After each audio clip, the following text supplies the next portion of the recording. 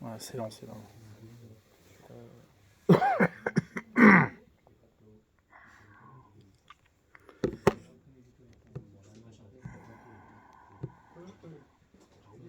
Ah, demain, Chumash aussi, ouais, demain. Ok. Abraham Ben Eliyahu. Nishmat Abraham Ben Eliyahu, c'était qui? Le père De Florent. Et l'Elou Nishmat, c'est à ce soir, Rav Yosef Chaim C'est truc. Ben. Ils font aussi pour du Sodocom, Naomi Aliza, la sœur de David Dika. Comment elle s'appelle? Rav Yosef Chaim, truc, c'est truc que j'ai oublié.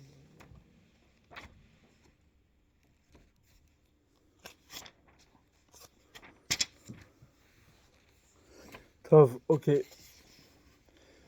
Alors, je sais que le sujet est provocateur, mais on va passer beaucoup de temps à pas parler du sujet. C'est la technique. C'est un sujet en échange ou on peut. Bien sûr, évidemment. Moi, j'espère à chaque fois que vous échangez, mais j'ai l'impression que vous restez muets à chaque fois. C'est mon souhait, bien sûr. Et donc le sujet, c'est on va dire la question politique. C'est de savoir si on doit faire l'alia, on ne doit pas faire l'alia, etc. Moi, je ne réponds pas à la question s'il faut ou il ne faut pas. Je vais juste expliquer, je vais essayer en tout cas de montrer qu'au final, on ne se pose pas les bonnes questions. C'est la seule chose ça va être l'orientation du cours, parce que faire l'alia, pas faire l'alia, au bout du compte, ça concerne chacun. C'est-à-dire, si tu as envie de faire l'alia, tu la fais. Si tu n'as pas envie de la faire, tu la fais pas. Mais la question, c'est de savoir vraiment, est-ce que c'est vraiment une question, quoi. C'est-à-dire, est-ce que c'est la question du moment, est-ce que c'est la chose qui doit nous préoccuper ou pas. Ça, c'est là-dessus que j'aimerais approfondir, et peut-être que ça répondra aussi à la question de fait. Pour traiter ce sujet-là, je me suis dit que c'était très opportun de parler de la période donc de Rosh Hashanah, puisqu'on arrive sur les fêtes qui sont des fêtes très intenses et qui évidemment ont des enjeux capitaux, si on y réfléchit un tout petit peu et qu'on y porte attention. Alors, Rosh Hashanah, c'est quand même, dans le langage des Chachamim, la fête qui va décider dans quel livre on va être inscrit. Est-ce que ça va être dans le livre des vivants ou dans le livre des métim, des morts? Donc, quoi? Qu'est-ce qu'il a? Il est superstitieux? C'est pas grave, ça va s'arranger avec le temps. Et donc, du coup, évidemment il faut essayer de prendre au sérieux ce qui se passe et essayer de mesurer un petit peu qu'est-ce que veulent dire véritablement ces fêtes. On a lu Parashat Kitavo, donc la semaine dernière, et Netzavim cette semaine. Alors, je crois que les deux sont ensemble cette année, ouais. Netzavim Vayeler. Et Kitavo et Netzavim Vayeler sont des parachutes que l'on lit chaque année proche de Rosh Hashanah. D'accord? Ça fait partie donc de la halacha. Savoir que vous savez que nous, on a pris la décision de lire tout le Sefer Torah, toute la Torah en un an. D'accord? Mais il y a d'autres endroits et d'autres coutumes. D'accord? La takana de Ezra, Ezra, quand il a institué qu'on doit lire la Torah chaque semaine, sa takana ne se résume qu'à 7 montées, 7 personnes. Et une montée, c'est 3 psukim. Donc logiquement, on pourrait lire chaque semaine seulement 21 pasuk, 21 psukim, et on n'est pas obligé de lire toute la paracha. Donc ça, c'est la halacha telle que Ezra l'a instituée. Donc on peut avoir certains endroits qui terminent la Torah en 3 ans, ou en 5 ans, etc. Et donc forcément, on ne va pas se retrouver chaque année à la veille de Rosh Hashanah avec la paracha de Kitavo, ou de Netzavim Vayeler. Et même mieux que ça, nous on a décidé, après dans la coutume, d'instituer que le Sefer Torah qui sera lu en un an se renouvellera, c'est-à-dire la parasha de Bereshit recommencera à Simchat Torah. D'accord? Bon, mais ça aussi, c'est pas de la Takana Ezra, c'est-à-dire qu'en vérité, c'est nous qui avons mis ça en place. Pourquoi? Parce qu'il y a une halacha qui, elle, fait partie de Takana Ezra. Ezra a institué également cela, que la parasha de Kitavo doit être lue l'éveil de Rosh Hashanah. D'accord? Et donc, par conséquent, nous qui finissons la Torah en un an, on a fait en sorte, c'est pour ça qu'on a fait en sorte que on renouvelle la lecture de toute la Torah à Simchat Torah, de manière à ce que Kitavo tombe veille de Rosh Hashanah. Donc Kitavo et Netzavim Vayeler. Surtout Parashat Netzavim. Et donc, pour quelle raison la Gemara nous dit, il nous dit pourquoi on doit lire Kitavo la veille de Rosh Hashanah. Parce que Parashat Kitavo, c'est la paracha des klalot, des malédictions. Et afin que l'année, j'ai tiré Shana avec Ilotea, à la fin que l'année se clôture, c'est-à-dire et elle se termine avec ces malédictions, c'est-à-dire que les malédictions soient abouties, c'est-à-dire qu'elles soient finies pour cette année, eh bien, on lit Parashat Kitavo veille de Rosh Hashanah. Bon, évidemment, dit comme ça paraît très bizarre. Pourquoi ? Parce que pour nous, on le comprend on laisse nos clalotes derrière nous et on espère commencer une nouvelle année avec des bénédictions, avec des bons signes, etc.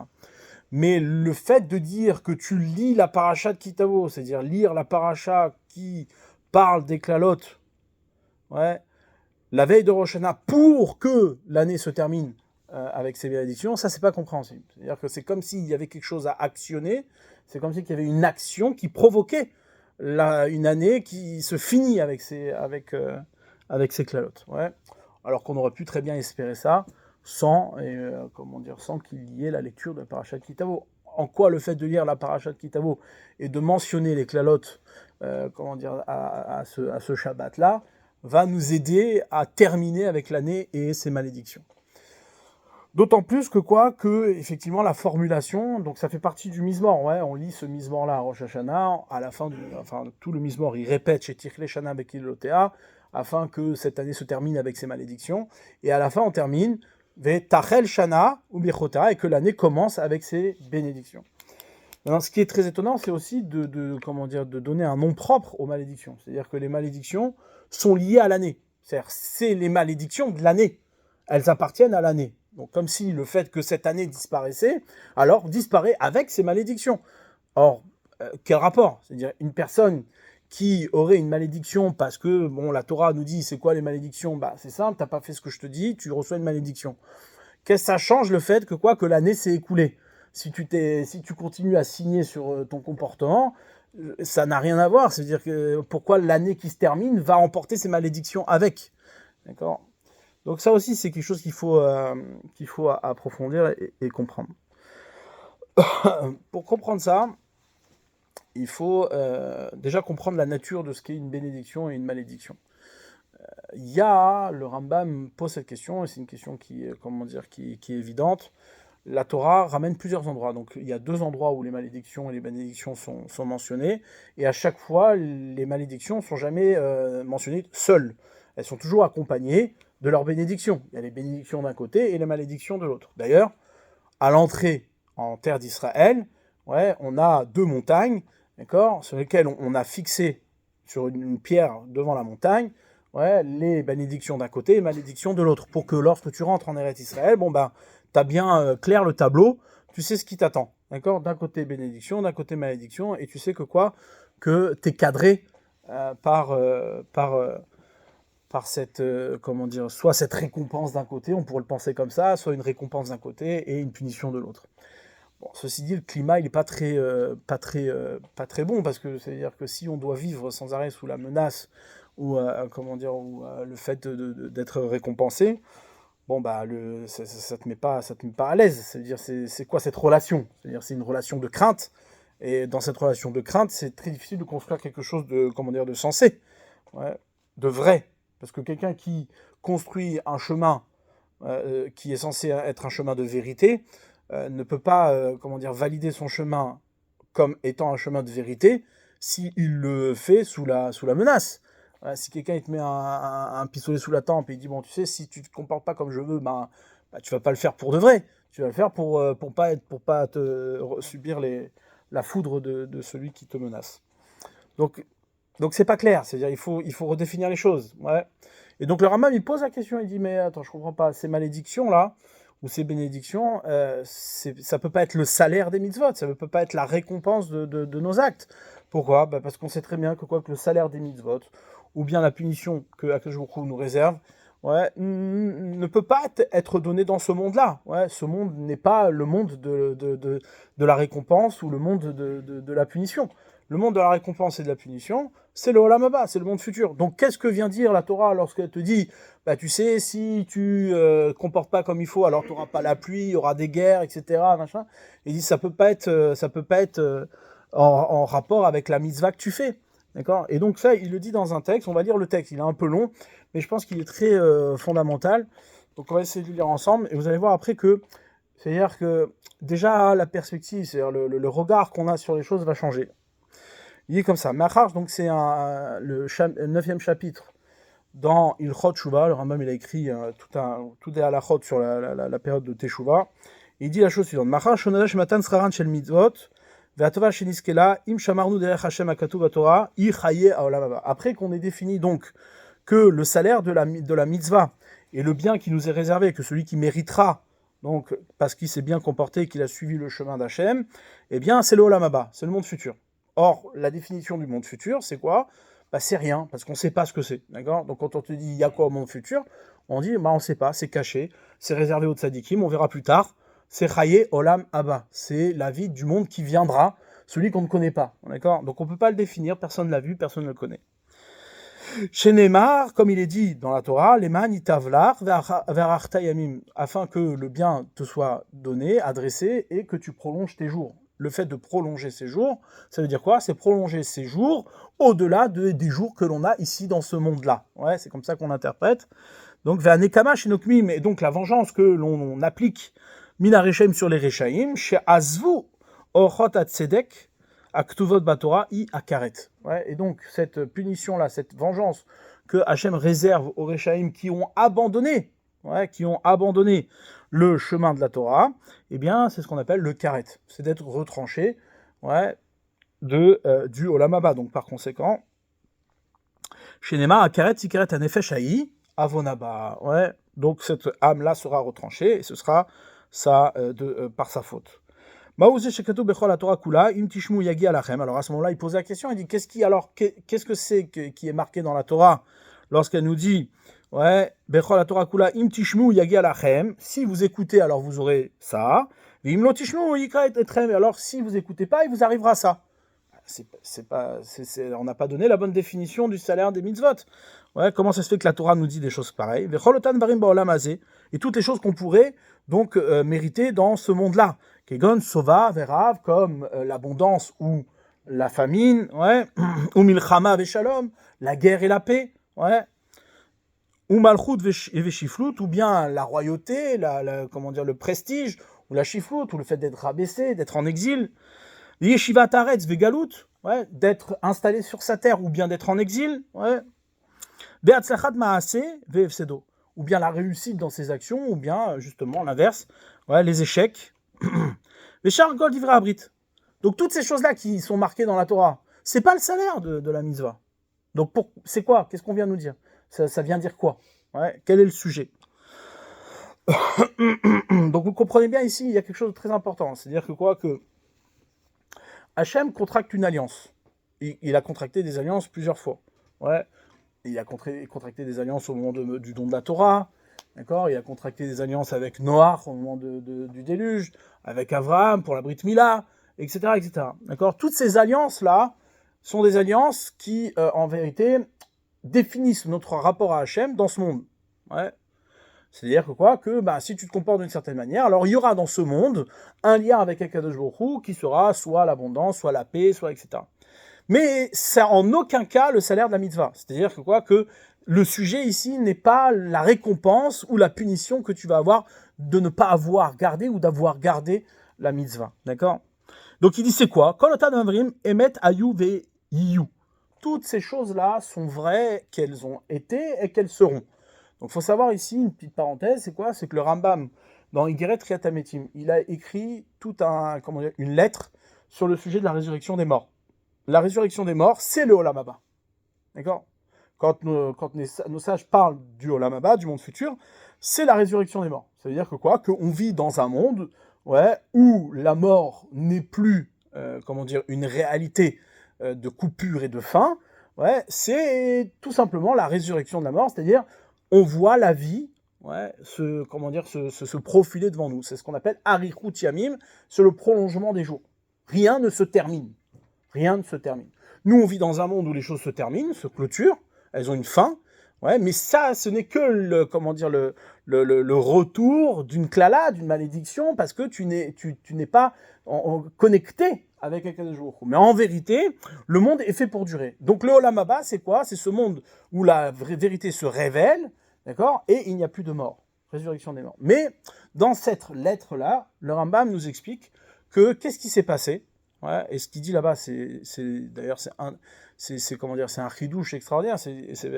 Il n'y a que le Rambam qui peut dire ça, mais d'un autre côté, c'est-à-dire dans le langage du Rambam qui lui n'est pas très explicite, surtout sur des sujets qui sont aussi on va dire compliqués, dans le langage et dans la compréhension. Donc qu'est-ce qu'il dit? Il dit en vérité, au moment de Matan Torah, au moment du don de la Torah, les bénis Israël, qu'est-ce qu'ils ont fait? Ils ont refusé d'entendre la voix d'Hachem directement. Donc Hachem a révélé la Torah, d'accord? On a entendu les 2 premières paroles. Je suis l'Éternel ton Dieu et tu n'auras pas d'autre Dieu que moi. Ces 2 premières paroles, on les a entendues en direct. Mais après, on a eu peur. Qu'est-ce qu'on a fait? On a dit à Moshe, vas-y toi, et tu nous rapportes la parole. Parce qu'on a peur de mourir. Cette parole-là est trop puissante, d'accord? Donc, à ce moment-là, le fait d'avoir eu peur de mourir, c'est qu'ils ont refusé l'état de la résurrection des morts. C'est-à-dire que qu'ils ne pouvaient pas vivre dans une résurrection permanente. C'est-à-dire que voir, pourquoi que ça veut dire? C'est-à-dire qu'en vérité, saisir la vérité, saisir le réel tel qu'il est vraiment, c'est accepter de laisser mourir ce que tu penses être. D'accord? Et ça, c'est-à-dire toute chose à laquelle tu t'attaches et qui n'est pas, tu dois accepter de le laisser mourir pour pouvoir découvrir la vérité.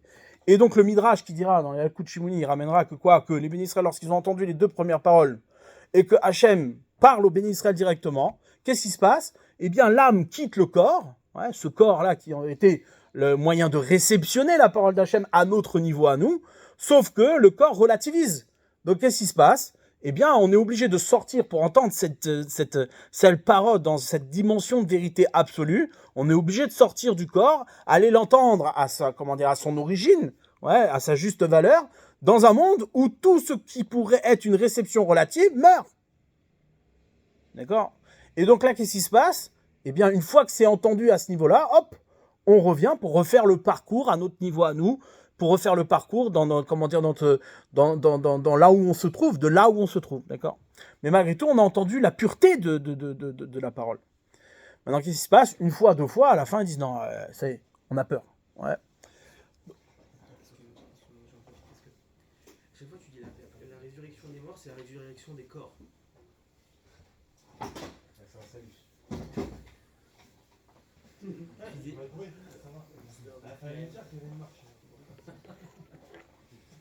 La résurrection des morts, c'est la résurrection des corps. Alors pourquoi ils ont dû quitter le corps? Pourquoi le corps, il n'a pas été élevé à un niveau où il pouvait entendre la parole? Non, justement. C'est-à-dire, attention. Tu vas faire un accident, te garant.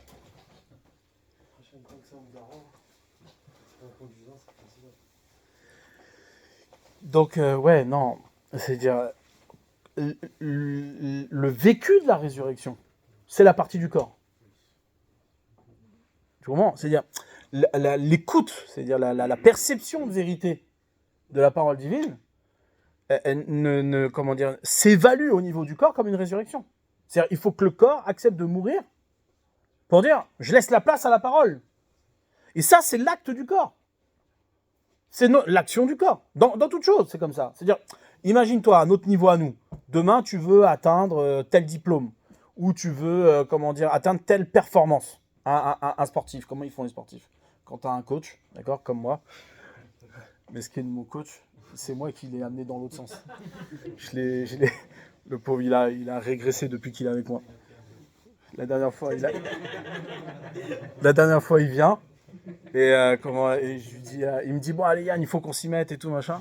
Je sors des chocolats, je dis, vas-y, goûte ce chocolat, tu vois, il est extraordinaire. Et il goûte le chocolat avec moi. Je dis, allez, va. Ah.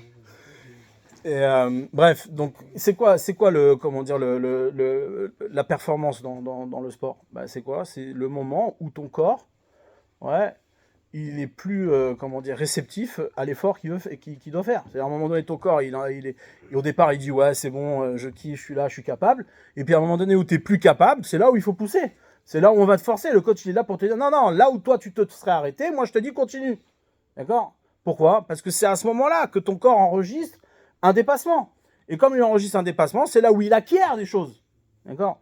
Bon, bien sûr, ça c'est d'un point de vue matériel, mais du point de vue spirituel, c'est exactement la même chose. C'est-à-dire que quand toi, tu t'imagines être allé au bout de ta compréhension, ouais, et d'aller au bout de, de ce que tu peux percevoir, eh bien, qu'est-ce qui se passe? On te dit, non, non, tu sais quoi, tu peux encore dépasser ça. Tu peux encore mourir. Quoi? Mourir? Bah oui. Si tu meurs, tu vas voir qu'est-ce qui va se passer, tu vas recevoir de la vie. Ouais. Tu vas recevoir de la véritable vie. Donc la résurrection, c'est une performance du corps. Quand on parle de la résurrection des morts, on parle de la résurrection des corps, évidemment. Mais c'est vivre à l'échelle du corps une dimension de vérité. Dans l'annulation du corps. C'est pas une annulation. C'est pas une annulation. C'est c'est une initiative du corps. Sacrifice, quoi. Ouais, exactement. C'est une initiative du corps. Donc, bien comprendre cette idée-là, c'est quoi? Le Rambam, il vient, il te dit, voilà, dans Igeret Tametim, il te dit, en vérité, les Béni Israël, à ce moment-là, quand ils ont perçu ce niveau-là, ils ont refusé, ils ont dit, non, non, c'est trop tôt pour nous, on n'y arrivera pas. Donc Hachem accepte, il dit, ouais, ils sont pas prêts, c'est pas grave, on va le faire, de manière progressive, d'accord? Et là, le Rambam, il dit quelque chose d'extraordinaire, il dit, non, pour remplacer la résurrection des morts, et pour pouvoir atteindre ce niveau-là, qu'ils atteindront plus tard à la venue du Mashiach, eh bien, qu'est-ce qui se passe? On va installer ce qu'on appelle bracha avec lala. On va installer un système qui est bénédiction-malédiction. C'est-à-dire que quoi? Que tant que tu vivras sur la direction de la résurrection des corps, la résurrection des morts, eh bien, tu vivras à ton échelle à toi, ouais, une mort qui n'en est pas vraiment une. C'est-à-dire une mort qui en vérité une mort partielle. Ouais. La klala, c'est quoi? C'est ni plus ni moins se retrouver c'est-à-dire de notre propre vivant, à expérimenter un échec, à expérimenter une réserve, d'accord, une limite, d'accord. La bracha, c'est quoi? C'est au contraire, t'as la bracha, c'est-à-dire que tu découvres que tu peux dépasser certaines limites, que Hachem il t'a donné l'ouverture et des opportunités à grandir et à t'élargir, alors que la klala, au contraire, c'est un flétrissement de tes possibilités. Il y a une restriction dans tes capacités. D'accord? Le mec, il est là, il veut courir le 100 mètres, il n'y arrive plus, il est obligé d'arrêter à 40 parce que, voilà, il n'a pas fait ce qu'il fallait, il a mangé de trop, il a fumé, il a machin, etc. D'accord? Donc, en vérité, le Rambam, il dit, bracha et klala, la bénédiction et la malédiction, lui, il appelle ça un mofet, il appelle ça un miracle. Ouais, parce que du fait que les bénis Israël, à chaque fois qu'ils vont choisir un chemin, eh bien, ils seront régis sous la forme de la bracha et de la klala, bénédiction et malédiction, eh bien, ça va révéler que Hachem les accompagne. Ça va arriver qu'Hachem les accompagne. Donc il dit, ouais, comment? C'est une conséquence, clairement. Et il dit comme ça, il dit, ou bisman shanu osim kol mitzvot à Torah, donc au moment où on fera toutes les mitzvot de la Torah, yagi ou elenu tovot haolamazé kulan. On aura complètement les bienfaits de ce monde. Ce monde sera à notre service. Ouais, il sera bienfaisant. Ou bisman shanu ovrim aleem, par contre, lorsqu'on transgressera les mitzvot, tikra otanu haraot aktuvot. Nous arrivera ces mauvaises choses qui sont marquées dans la Torah. Ve'afal piken, en otan Torah et sauf matansran, etc. Bon, je vais pas continuer de trop, mais juste déjà pour comprendre que le Rambam ici, il nous met bien sur la piste et il nous fait comprendre que en vérité, il y a une différence. Et ça, c'est très important à comprendre ça. Pourquoi? Parce que nous, on a plutôt tendance à vouloir, percevoir le salaire des choses. Ouais. Pour nous, on fait une mitzvah, on veut le salaire. Normal. Mais en vérité, on n'accepte pas d'être dans une progression. C'est-à-dire entendre que ce que l'on fait n'est pas définitivement ce qu'on doit recevoir, mais qui est en vérité une étape pour atteindre quelque chose. Ça, c'est quelque chose qu'on n'aime pas trop. Pourquoi? Parce qu'on a envie d'être connecté directement à la chose, à la source. Or, la source dans ce monde-là, on l'a pas, puisque c'est le Olam Haba. Donc, du coup, il faut accepter que les étapes que l'on passe ici sont des étapes, comme son nom l'indique, mais pas seulement des étapes comme une étape, qui clôture quelque chose, mais une étape qui te permet d'atteindre autre chose. C'est-à-dire, c'est pas une étape, j'ai passé ma première année, j'ai passé ma deuxième année. Non, c'est que cette première année n'est pas une clôture. Elle est, au contraire, la possibilité d'atteindre la deuxième année. Ouais. Donc, Maintenant, une fois qu'on a compris ça, une fois qu'on a ça en tête, c'est des choses simples. Parce que ce que je dis là maintenant, je pense que vous le saviez déjà. La seule chose, c'est bien de l'avoir en tête pour pouvoir entamer la suite de la réflexion. La Gemara nous dit, la Gemara dans Sota, elle ramène que quoi? Que depuis que le Beth Amikdash a été détruit, d'accord? En lechayom, chez Kilato, Meruba Mechavero. Tu n'as pas un jour, où sa klala, où la klala n'est pas pire que le jour de la veille. C'est-à-dire que quoi? Que la klala s'aggrave chaque jour. Elle s'aggrave chaque jour. C'est-à-dire, et cette formulation-là, elle est un peu étonnante. C'est-à-dire, qu'est-ce qu'on veut nous dire? On veut dire que quoi? Que bon, il n'y a pas d'espoir, on est foutu. Ouais. Non, ce que veut dire quoi? Ce que veut dire la Gemara, c'est quoi? C'est que l'absence du Beth Amikdash, nous met dans une dynamique de klala. C'est-à-dire qu'on persiste dans la klala, on persiste dans la malédiction. D'accord? Pourquoi? Parce que quel était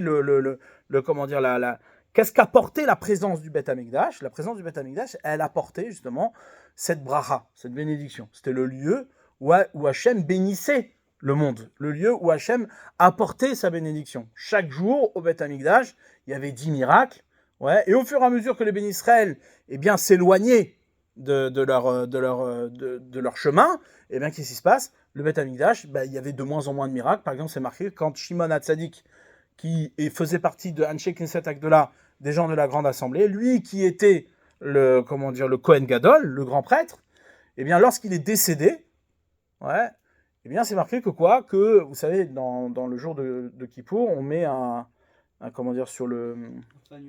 Comment? On mettait un fil rouge sur le bélier.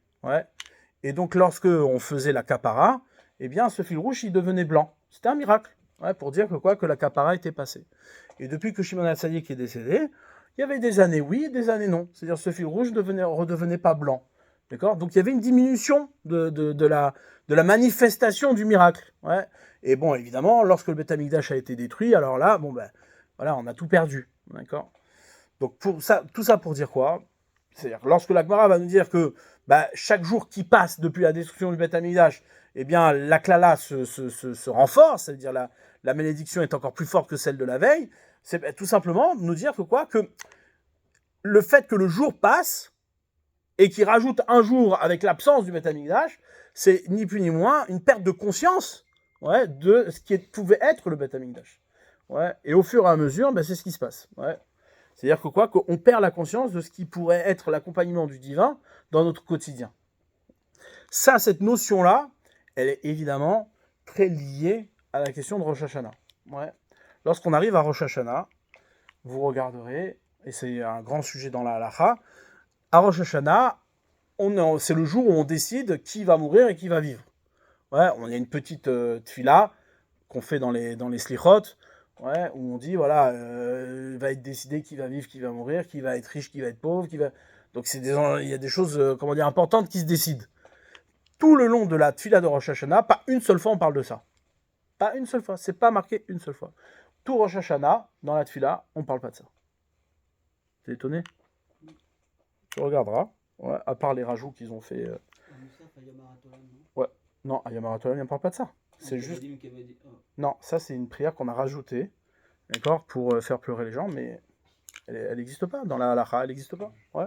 C'est pas que ce minag là il est pas bien, il est très bien. Mais ce que je veux dire, c'est quoi? C'est que dans la halacha, on te dit, il n'y a pas ça. Il y a même une question dans la halacha, par exemple, de savoir Zochenu lechaim, est-ce qu'on a le droit de le mettre ou pas? Il y a beaucoup de rishonim qui te disent non, c'est interdit de mettre. Pourquoi? Parce que tu ne demandes pas la vie ce jour-là. T'as pas le droit de demander. Alors c'est quoi le sens de la prière de Rosh Hashanah? Le sens de la prière de Rosh Hashanah, c'est de pouvoir être, associé au retour de la présence divine. C'est-à-dire que ta préoccupation principale, c'est la malchoute, c'est la royauté. Tu dois te soucier que la royauté soit présente dans le monde, etc. Donc en vérité, si j'en reviens à la question de Ezra, d'accord, de savoir qu'est-ce qu'il a institué, l'éveil de Rosh Hashanah, de lire la parashat Kitavo, c'est quoi? Tout le sens de lire la parashat Kitavo, c'est d'accepter les klalotes et les brachot, c'est-à-dire d'accepter les bénédictions et les malédictions, et de les accepter comme une réalité qui me révèle que Hachem, c'est-à-dire le roi, les klalotes que j'ai subies toute cette année, ouais, toutes les mauvaises choses que j'ai pu subir cette année, en vérité, je les accepte. Je les accepte, je les valide. Oui, effectivement, ça me revenait. Ça veut dire quoi, ça me revenait? Je les accepte comme étant une manifestation d'Akadosh Baruch Hu dans un monde dans lequel je refuse sa présence.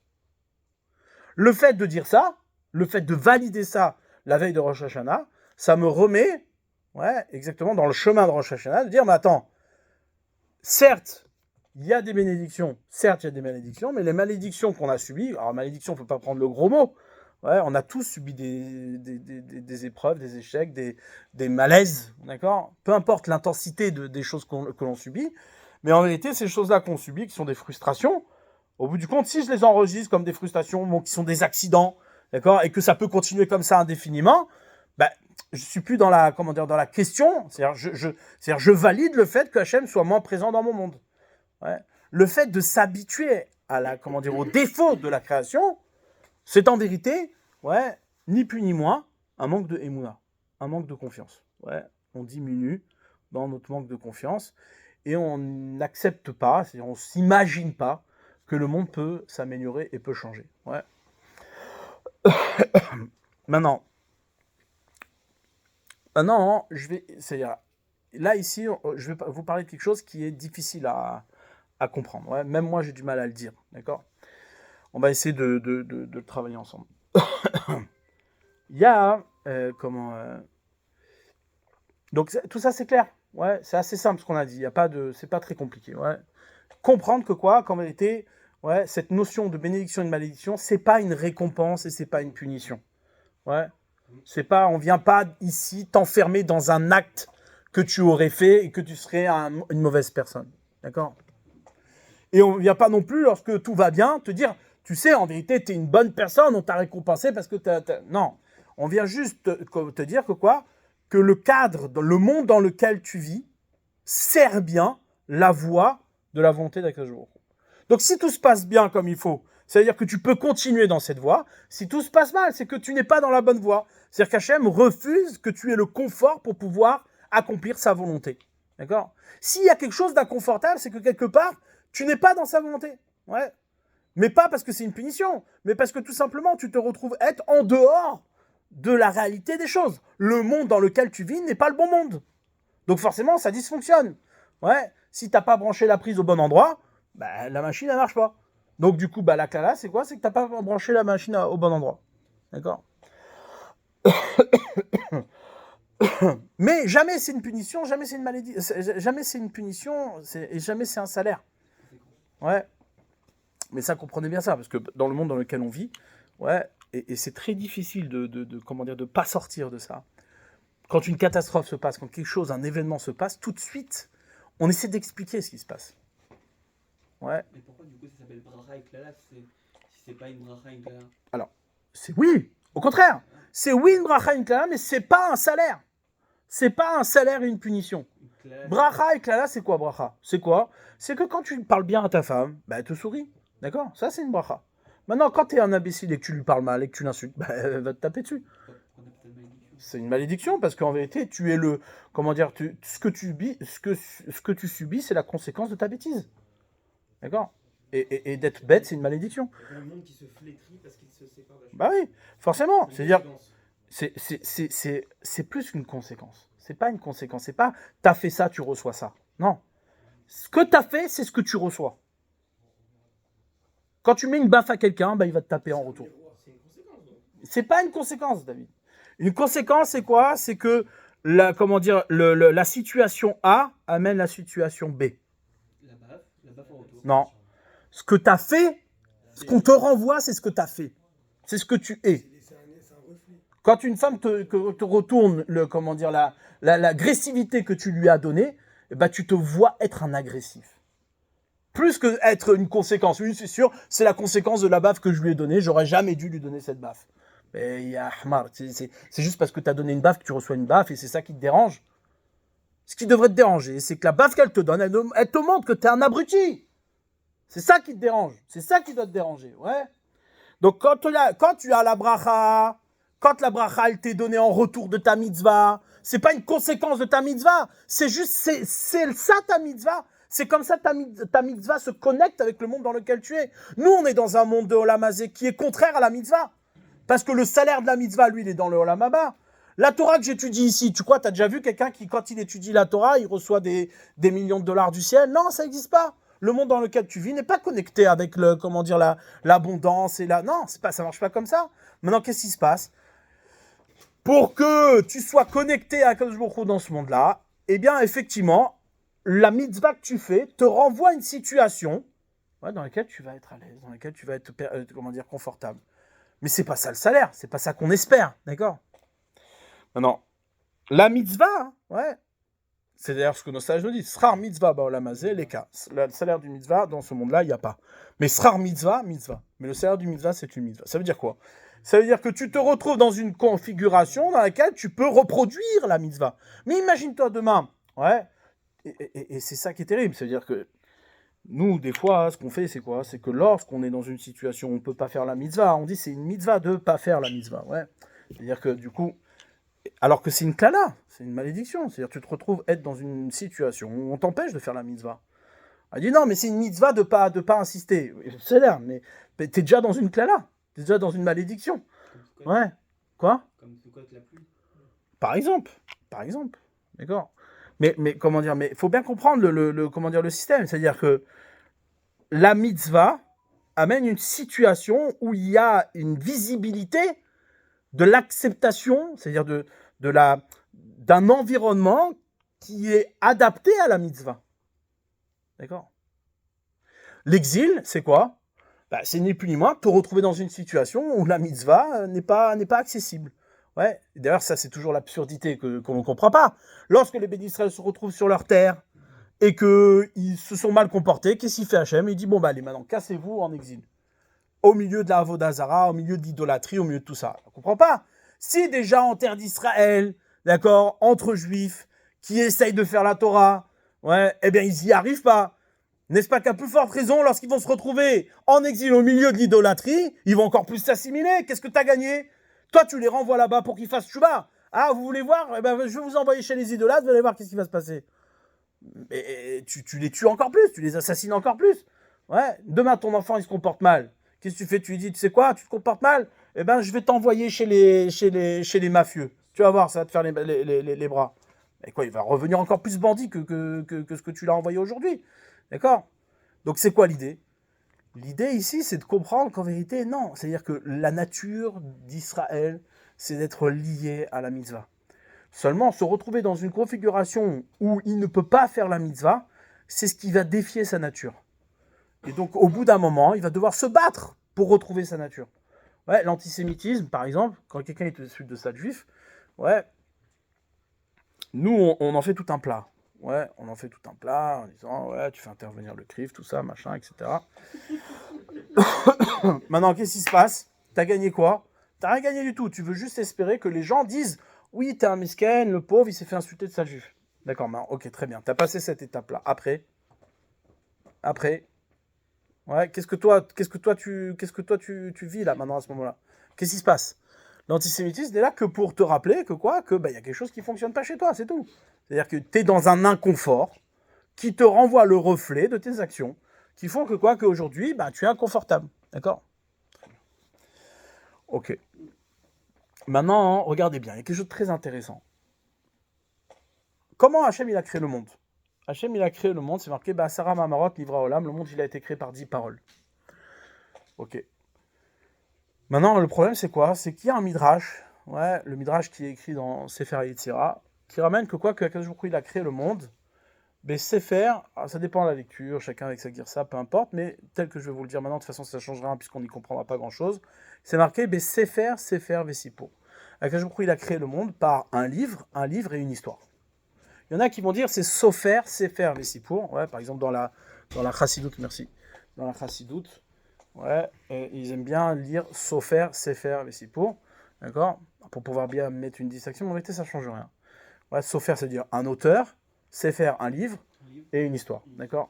En vérité, d'après la Girsa du Gaon, c'est Sefer, Vesipour. C'est-à-dire, en vérité, le Gaon nous explique qu'Akadosh Baruch Hu il a créé le monde avec 3 livres. Donc maintenant, si je me repose la question, je me dis, mais attends, comment le monde il a été créé? Alors, si tu me dis que quoi que le monde il a été créé par la parole d'Hachem, bah Sarah Mahamorot Nivra Olam, le monde il a été créé par 10 paroles. Ouais, comme c'est marqué, Vayomer Elohim Yehi-Or. Yehi-Or. D'accord, très bien. Bereshit, nous dit la Gemara, Bereshit Namima Amaru, c'est aussi une parole. Donc au commencement, Dieu créa le ciel et la terre, donc Hachem il a parlé, il a créé le monde. Mais si tu me dis que le monde il a été créé par un livre et une histoire, donc 3 livres, c'est quoi? C'est pas une parole, c'est une écriture. Hachem il a écrit le monde, il a pas parlé. D'accord? Donc c'est une contradiction. Est-ce qu'il a écrit le monde ou il l'a parlé? Maintenant, je vous ramène un Midrash. Le Midrash, il ramène que quoi? Que Taf, Taf, Kouf, Aïn, Dalet, Dorot, ouais, il y a 974 générations avant la création du monde, Hachem, il avait créé la Torah. Ouais.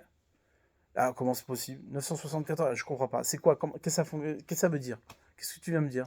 974 générations avant la création du monde. Alors attends, laisse-moi réfléchir. Avant la création du monde, le temps, il existait? Non, pourquoi? Parce que quand c'est que le temps il a été créé? Bereshit, premier jour. Ouais, première création. Bereshit bara Elohim, Hachem il a créé le monde au commencement. Donc le temps il a été créé. Ben, c'est quoi 974 générations? Ben, pour des générations, il faut du temps. Ouais, donc de quelle génération on parle? Maintenant, ok, mettons cette question de côté. On va essayer de comprendre après. Mais ça veut dire quoi? C'est-à-dire que la Torah, elle a été écrite 974 générations avant la création du monde. D'accord? Donc là, le Midrash, il confirme bien ce qu'on dit. On a d'abord commencé par l'écriture et après, on a créé le monde. Hachem, il a d'abord créé. Et ça, le Midrash, il dit clairement. Le Zohar, il ramène Istakel Beoraita ou Bara Alma. Ouais, il a regardé la Torah. Dans la Torah, Hachem, il a regardé dans la Torah et après, il a créé le monde. Donc maintenant, si on dit ça, tout va bien. C'est-à-dire quoi? C'est-à-dire qu'à d'abord, Hachem, il a d'abord écrit la Torah. Donc il a écrit 3 livres. On verra c'est quoi ces 3 livres. Il a écrit le livre. D'accord? Une fois qu'il a écrit le livre, c'est comme ça qu'il a créé le monde en vérité. C'était l'architecture du monde avant même le côté effectif du monde, d'accord? La réalisation du monde. Et après, il a parlé ce qui était écrit dans la Torah. Et en parlant, il a créé le monde, d'accord? Ça, c'est l'ordre de la création. C'est comme ça la création qu'elle s'est faite approximativement, puisque nous, on ne sait pas trop comment ça fonctionne, d'accord? Maintenant, c'est quoi ces 3 livres? C'est quoi les 3 livres? Les 3 livres, le gars, il explique comme ça. Il dit qu'en vérité, dans n'importe quel livre que tu écris, il y a toujours 3 livres. Ouais. Il y a le livre que l'auteur a écrit. Quand moi j'écris un livre, un auteur, n'importe quel auteur, il écrit son livre, c'est sûr et certain que le livre que tu vas lire, c'est pas ce que le livre qu'il a écrit. Ouais. Moi je pense une chose et toi tu penses autre chose. Donc toi, c'est très rare d'avoir quelqu'un qui a exactement les mêmes intentions que l'auteur dans la lecture du livre. D'accord? Donc il y a premier livre, le livre de l'auteur, tel qu'il est vraiment, tel qu'il a été pensé. Deuxième livre, c'est quoi? Le livre du lecteur. Ouais, tel que, que le lecteur pense l'écriture de l'auteur. Ouais, et il y a un troisième livre qui s'appelle le Sipour, c'est-à-dire la relation, c'est-à-dire la connexion qu'il y a entre le lecteur et l'auteur. Ouais.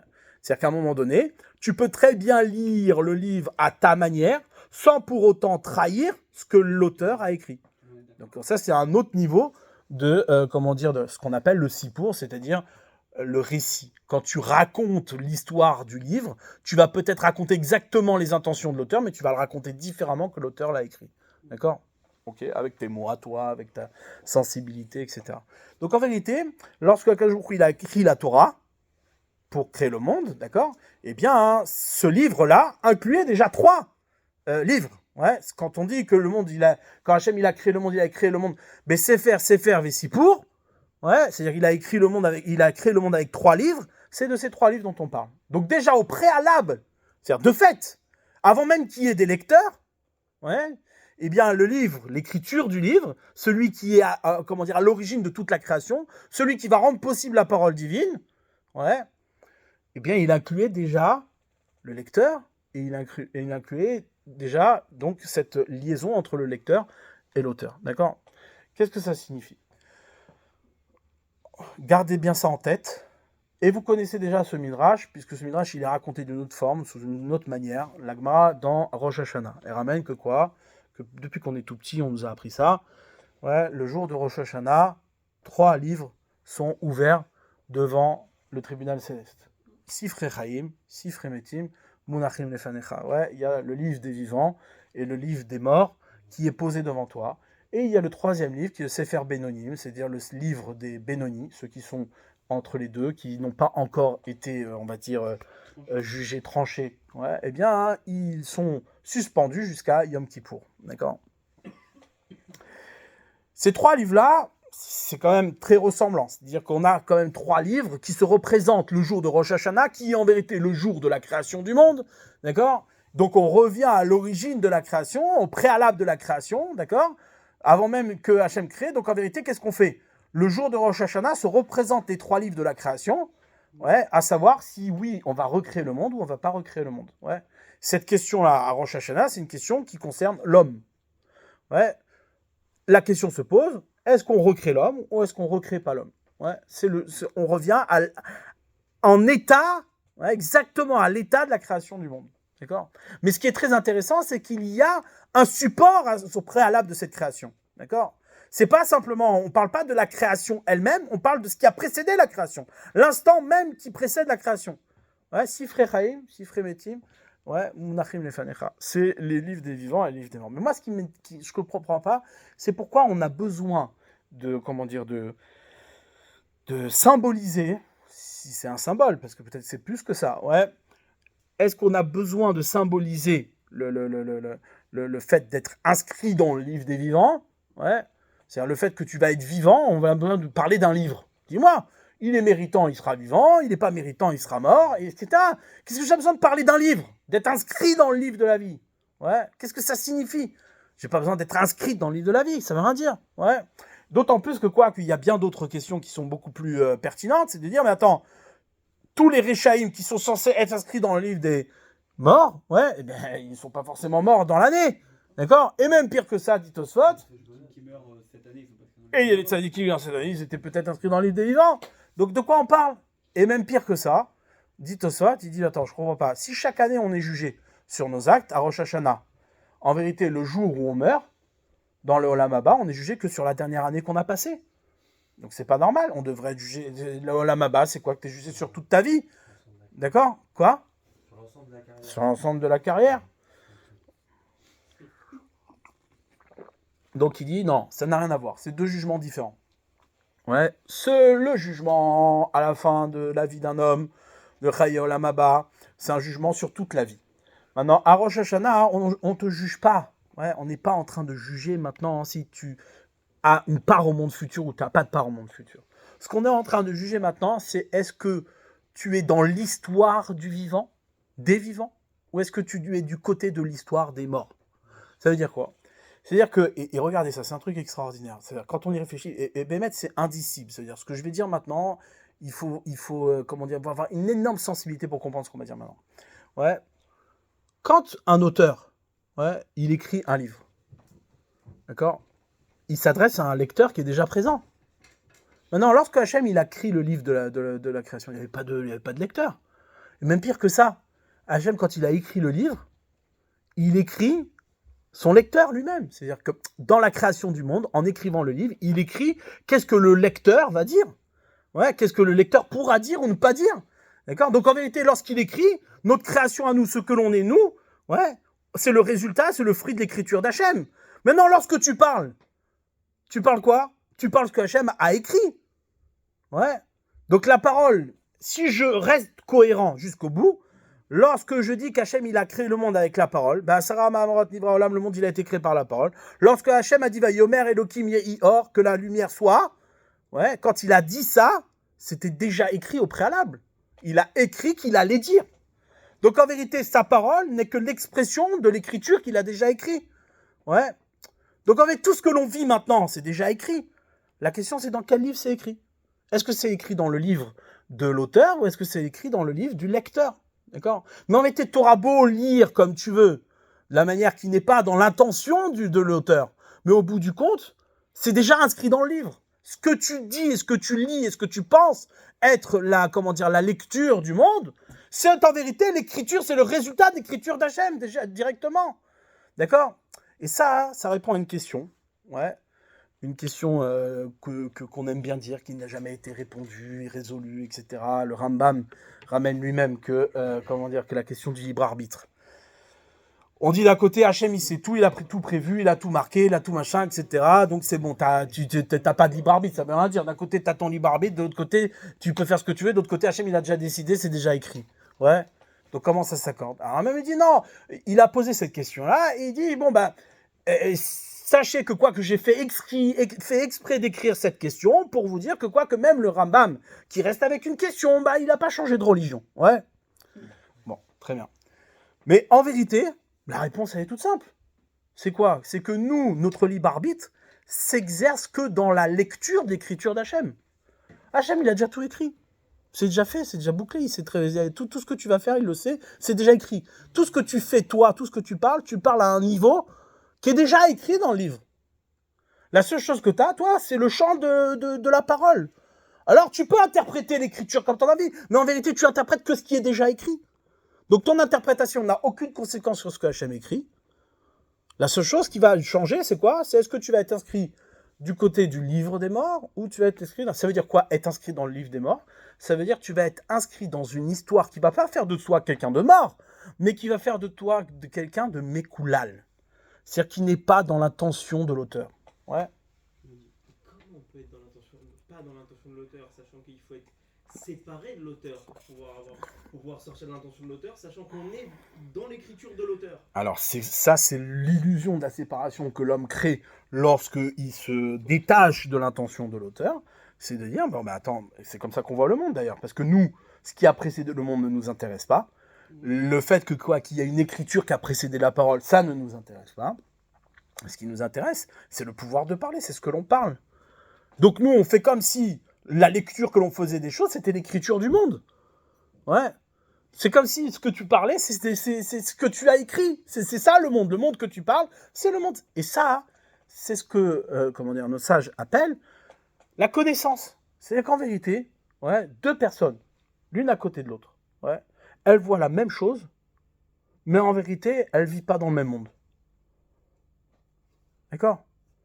Toi, d'un côté, tu vois des attentats, terroristes, de barbares, abrutis, etc., tout ce que tu veux, le 7 octobre, et d'autres, ils regardent le monde, ils disent non, mais ça, c'était une vengeance contre un agresseur, c'était une résistance.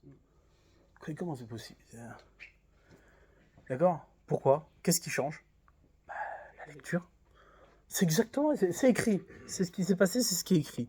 C'est déjà écrit. Maintenant, toi, tu te places où? Tu te places chez le lecteur. Tu peux voir un monde de Torah et tu peux voir un monde pas de Torah. Tu peux voir le monde comme tu en as envie. En vérité, tu peux être connecté aux choses telles que tu le désires. Mais pourquoi? Parce que juste que tu ne fais que lire et interpréter l'écriture qui t'a été donnée. D'accord? Donc en vérité, et c'est quelque chose de dingue quand on y réfléchit. C'est-à-dire que que Hachem, lorsqu'il écrit, lorsqu'il parle, en vérité, il parle. Ouais, c'est-à-dire, c'est déjà son écriture. Istakel Boraita Obar Alma, c'est-à-dire, il a regardé la Torah, il a créé. Il a créé le monde, ça veut dire quoi? Ça veut dire que tout simplement, au moment où il parle pour créer, ouais, c'est quoi parler? Parler, c'est créer une relation. Ouais.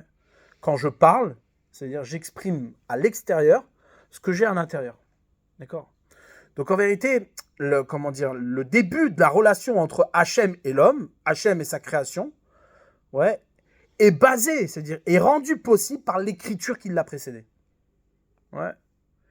Et ça, c'est c'est capital. Du point de vue de la Emouna, c'est capital. C'est-à-dire comprendre que le monde que je vis est en vérité un monde dans lequel j'établis une relation avec Hachem, mais c'est pas l'écriture elle-même. Ouais. C'est pas la Torah elle-même. Ouais. C'est pour ça que quand Akadosh Baruch Hu, il donne la Torah, il dit, mais tu meurs. C'est quoi tu meurs? Tu retournes dans les 974 générations qui ont précédé le monde pour aller voir la Torah telle qu'elle a été écrite. D'accord? Et c'est seulement lorsque tu as vu ça que tu peux redescendre, ouais, et faire accepter au corps que ce que tu as vécu justifie la résurrection. D'accord? Pourquoi je vous dis tout ça? Parce qu'en vérité, c'est ce qui va nous permettre de comprendre qu'en vérité, tous les événements qu'il y a dans le monde, ouais, tous les événements que l'on vit, nous, à notre échelle à nous, dans le Olam Hazé, dans ce monde-là, ouais, tu n'as pas le droit de les interpréter, pas de les interpréter, mais de les saisir comme une vérité. Tu n'as pas le droit. Pourquoi? Parce que sinon, tu n'apprends pas. Tu n'es pas en train d'apprendre. Ce que tu vois, c'est l'extrême vérité. Ouais, c'est la vérité absolue. D'accord? Lorsque Kadosh Baruch Hu, il envoie la bracha et la klala, lorsque Hachem envoie la bracha et la klala, en vérité, c'est exactement la question de Rosh Hashanah. Ouais. C'est est-ce que tu vas être dans une dynamique de vie qui s'inscrit dans le livre des morts. Ça veut dire que l'orientation de vie que tu prends, c'est une vie qui va mourir. Une vie qui meurt. Tu peux vivre éternellement, presque éternellement, 120 ans dans une vie qui meurt. Ouais, à un moment donné, Hachem va mettre une fin à ça. Mais c'est-à-dire, il y a des générations et des générations d'hommes qui ont vécu dans une vie qui meurt sans arrêt. Depuis la destruction du Beth Amidash, il n'y a pas un jour qui n'est pas pire que la veille. Pourquoi ? Parce qu'ils continuent à vivre une vie qui est en train de mourir. C'est ce qu'on appelle la klala. Et ça, c'est ce que Hachem nous demande à Rosh Hashanah. Ce que Hachem nous demande à Rosh Hashanah, c'est de dire, mais est-ce que tu vas être capable d'entendre que ce que tu as vécu hier n'implique pas ce que tu vas vivre demain ? Le jour d'après, c'est un film, je t'expliquerai, mais le jour d'après, d'accord, eh bien, n'est pas la conséquence du jour que tu as vécu hier. Comment ? Le rapport est très simple. C'est quoi ? C'est qu'en vérité, la émouna, c'est de comprendre que ce qui va compter, c'est le jour que tu vas projeter, ouais, et non pas la prison du jour d'avant dans laquelle tu t'es installé. C'est justement l'écriture qui va projeter. Non. L'écriture, c'est pas ce qui était avant, puisqu'il n'y avait pas de monde avant. L'écriture, c'est le support de toute la vie que tu vas avoir dans ce monde-là et dans le monde d'après. D'accord ? Donc, ça veut dire quoi ? Ça veut dire que si tu réfléchis que l'acte que tu as fait, par exemple, quelqu'un, il a assassiné une personne. Ouais, c'est trop facile. Un type, il arrive, il tue une personne dans la rue, ouais, juste parce qu'il était jaloux, ça va être... Et après, il veut faire tchouva. Alors, monsieur le rabbin, il dit, monsieur le rabbin, j'ai tué des gens dans ma vie, etc. Je veux faire tchouva. Il dit, tu sais quoi, mon fils ? La tchouva, Hachem, il accepte, il pardonne tout est pardonnable, viens étudier la Torah, tout ira bien. Quand même. C'est comment Imagine-toi Hitler et les Juifs. Je crois que j'en ai déjà parlé de ça. Imagine-toi Hitler et les Juifs. Il va voir le rabbin, il dit, monsieur le rabbin, Adolphe Ben, je sais pas quoi, je veux faire tchouva, faites-moi un Miché Bérard, je veux étudier la Torah à Jérusalem. Ouais. Personne ne croit à ça. Personne n'a envie d'y croire. Et personne ne croit à ça. Mais en vérité, le monde, ouais, il n'est pas piégé dans les actes que l'on a fait. Aussi bien les actes bons comme les actes mauvais. Demain, quand tu fais une mitzvah, tu dis, je suis un tzaddik. Tu es content. Un homme, il est satisfait des actes qu'il fait. Ouais, ou insatisfait des actes qu'il fait. Parfois, lorsqu'il dérape, il n'est pas content de lui-même. D'accord ? Ou lorsqu'il va faire une belle mitzvah, il est satisfait de lui-même. Il est fier de lui-même. Tout ça, c'est encourageant, c'est très bien. Ouais. Mais au bout du compte, si tu t'enfermes là-dedans, qu'est-ce qui va se passer ? Tu ne pourras pas grandir. Tu ne pourras pas pousser. Tu ne pourras pas te dire, mais attends, je suis pas défini dans ce que j'ai déjà fait. Ce qui me définit, c'est ce que je vais faire. Ouais. C'est la poussée que je vais donner pour le jour d'après, pour ce qui va continuer. Ça, c'est ce qu'on appelle la bracha. La bracha, c'est quoi ? C'est cette pleine conscience que un homme peut s'élargir au-delà de ses limites. Que le jour qu'il est en train de vivre maintenant, aujourd'hui, ne l'enferme pas dans ce qu'il a vécu là. Et ça, c'est le secret de la vieillesse. Ouais. Alors, c'est marqué que normalement, on n'aurait pas dû vieillir. Mais le problème, c'est quoi ? C'est que la émouna nous fait vieillir. Le manque de émouna nous fait vieillir. Pourquoi il nous fait vieillir ? Parce que tout simplement, tu es persuadé que ce que tu as fait la veille, ouais, te définit. Et au fur et à mesure, tu perds ton...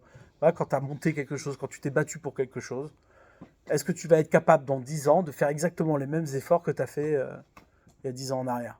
Tu as monté une belle société, tu t'es battu, tout truc, machin, tu as réussi. Et 25 ans après, tu as réussi. Tu dis, bon, attends, vas-y, recommence tout. Je peux pas. Pourquoi ? Pourquoi tu peux pas ? Parce que en vérité, ça y est, c'est-à-dire, tu t'es défini déjà.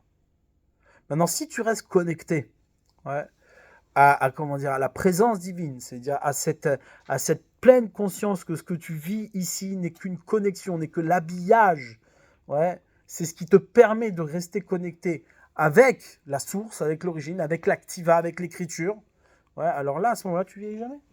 Tu ne peux pas vivre. Chaque jour, c'est une opportunité à refaire ce que tu as fait exactement comme tu l'as fait. Ouais. dans ce qui va être la volonté pure d'Akadosh Baruch Hu. Donc mourir tous les jours, C'est la résurrection des morts. voilà, mourir tous les jours, ça ne nous dérange pas. Ça fait pas peur. Un jour viendra où ça fera plus peur. D'accord? Donc, vous imaginez bien que quoi?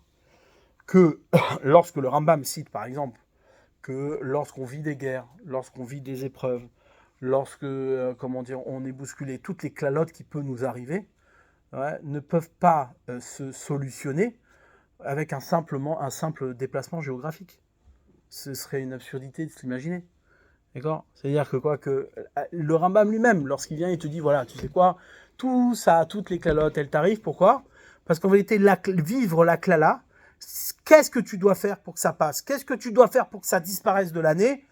Tu dois l'accepter comme une klala. Ça veut dire quoi? C'est-à-dire que la klala que tu as vécue dans l'année, tu dois dire, c'est ce qui doit m'arriver, et j'accepte ce qu'il m'est arrivé ça comme une klala, parce que je n'étais pas connecté à la volonté d'Hachem. Parce que je n'étais pas dans dans ce qui fait ma connexion avec Hachem comme une bracha, comme une bénédiction. Si tu acceptes ça, ça veut dire quoi? Ça veut dire que tu redéfinis ton lien avec Akadosh Baruch Hu, d'accord? À neuf, et tu entends que qu'en vérité, tu n'es jamais sorti du sillon. Et que tu ne peux pas en sortir.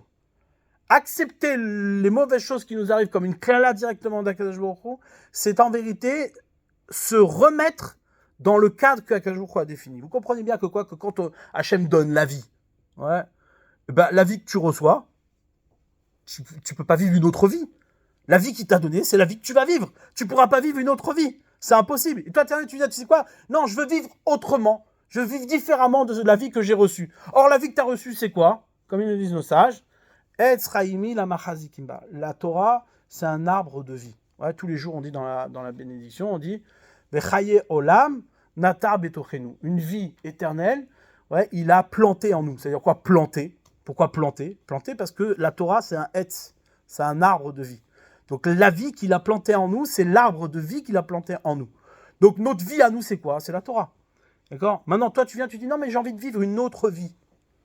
La conséquence de ça, je m'excuse pour le terme conséquence, c'était approximatif, mais ça veut dire la réalité de quelqu'un qui pense qu'on peut vivre en dehors de la Torah alors qu'il est Torah, que la seule vie qu'on a, c'est Torah, c'est quoi? C'est la malédiction.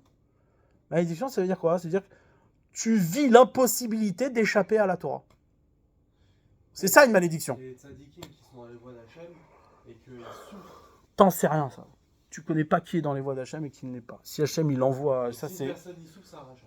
Non, j'ai pas dit ça. D'abord, on n'est pas en train de juger qui est tzadik, qui est rachat ici. On Non, est juste en train de dire que tout ce qui arrive... C'est un fauteur. Non, tout ce qui arrive dans le monde, c'est justifié et chaque chose qui t'arrive, c'est... c'est juste et approprié. D'accord. Après, toi, tu le comprends, tu le comprends pas, c'est autre chose. On le voit comme une mauvaise chose, a priori. Mais bien sûr qu'on le voit comme une mauvaise chose. Au contraire. Donc, oui, mais si on t'écoute, ça veut dire que si la personne lui arrive des mauvaises choses, c'est qu'il n'était pas dans le... Alors, maintenant... Dans le derrière de la... comme tu dis, le livre de vie, quoi. Mais de l'autre côté. Ça, c'est pas moi qui dis ça. Ça, c'est la Gemara. En mita... J'interprète tes propos. Oui, très bien. Mais je préfère toujours me référer à quelque chose qui me dépasse plutôt que de te dire que c'est ma parole. Donc je veux juste rectifier le fait que tu interprètes ma propre parole. C'est important de rester cadré. Ouais, la Gemara dit en mita belochet. Il n'y a pas de mort sans faute. Ça n'existe pas. Ouais, si tu meurs, c'est que tu as fauté. D'accord? Donc c'est comme ça. Alors maintenant, tu vas me dire oui, mais les tzadikim, bah, tout le monde faute. Qu'est-ce qu'il y a? C'est pas... Malheureusement, c'est comme ça. Mais après, moi, encore une fois, et là, ici, c'est là où on touche un sujet qui est lié à Rosh Hashanah, encore une fois. C'est quoi? C'est que le regard que tu poses sur le fauteur ne doit pas être un regard extérieur au fauteur. Parce que ça n'aurait pas de sens. C'est-à-dire, toi, t'es pas là pour juger le fauteur. Ouais. Comme c'est marqué. C'est marqué que quoi, hein? Il y a marqué... pourquoi Akadosh Baruch Hu, il a créé l'homme yechidi? Pourquoi l'homme, il a créé l'homme seul? Ouais. Tout seul. Pourquoi? À la base, non. À la base, pourquoi? C'était C'était un homme seul. Zachar Nekeva, Beraham, il les a créés tous les deux, Zachar Nekeva. C'était un homme seul, ouais. Maintenant, pourquoi il les a créés seuls? Pourquoi l'homme il était seul? Ouais. Parce qu'il nous dit que quoi? Que que pour nous apprendre que celui qui est Mekayem Nefesh Achat, celui qui est Mekayem une vie dans ce monde-là, Keilu Kiyem Olam Malé. C'est comme s'il avait réalisé un monde entier. Ouais. Et à l'inverse, celui qui tue une personne, c'est comme s'il avait fait perdre un monde entier. Il avait détruit un monde entier. Et donc ça, je demande, ils disent, mais attends, je ne comprends pas, c'est quoi Kiyem Olam Malé? C'est quoi ce langage? Il a accompli un monde rempli. Malé, ça veut dire rempli. Ouais. Ce verre-là, il est rempli. D'accord? Je dis comment? Quelqu'un qui sauve une vie, il a sauvé un monde rempli. Et quelqu'un qui perd une vie, il a perdu un monde rempli. Donc il a vidé le monde. Ouais. On n'aurait pas dû dire ça. On aurait dit il a sauvé le monde entier, par exemple. Mais pas rempli. C'est quoi Malé? Ouais. Et en vérité, la perception que l'on doit avoir du monde, c'est quoi? C'est toi face à Hachem. Toi, lecteur, face à l'écriture. C'est-à-dire qu'en vérité, il n'existe pas. Et ça, c'est très important de le comprendre. C'est-à-dire que le monde, tu ne dois pas le percevoir dans ce que l'autre développe. Dans ce que l'autre... C'est la lecture que tu vas donner du monde qui définira ton monde. D'accord? C'est-à-dire, nous, on a tendance à penser qu'on est un être social. Ouais. D'ailleurs, les Juifs de France encore plus, puisque, ils sont bercés de manière idéologique à l'idée du communautaire. Ouais. C'est pour ça qu'ils en font un combat très... Il y a une vraie frustration en France. C'est-à-dire, bon, bref, c'est une histoire à part ça. Mais dans tous les cas, comprendre que le juif n'est pas un être social. C'est pas un être social. Un juif, il vit tout seul. Maintenant, comment il intègre l'autre? En faisant une bonne lecture du monde qu'Hachem lui a écrit. D'accord? Il y a une grande différence à penser le monde à partir de l'autre, ouais, ou de penser l'autre à partir du monde. C'est une grande différence. Une énorme différence. Ouais, on a déjà parlé de ce sujet-là. Et donc, par conséquent, ça n'apporte rien. Ça n'a aucun intérêt, ouais, de définir, de dire que le tzaddik, il a subi ça parce que c'était un rachat.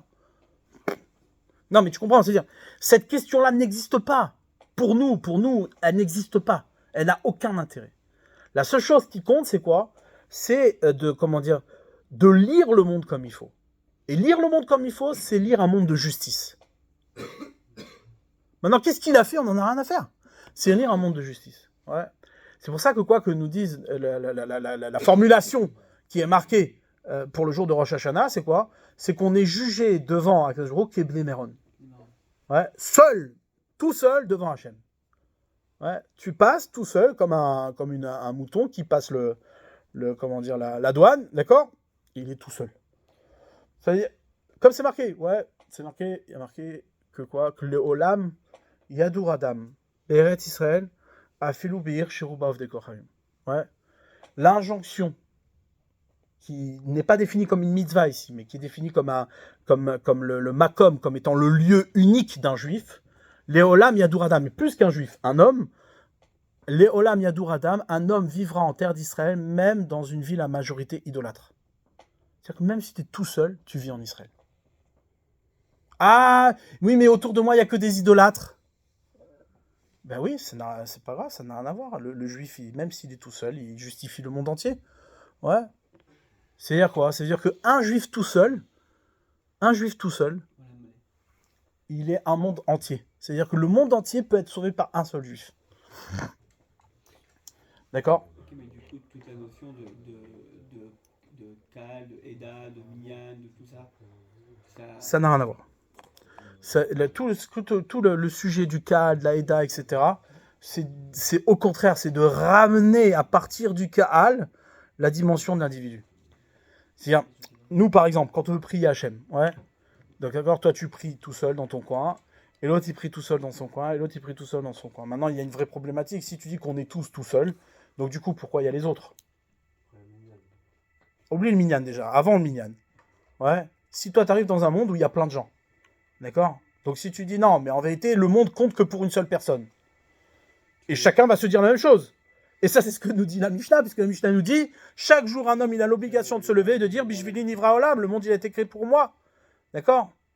Donc ça veut dire quoi? Et si chacun pense comme ça, comment on fait? Ouais.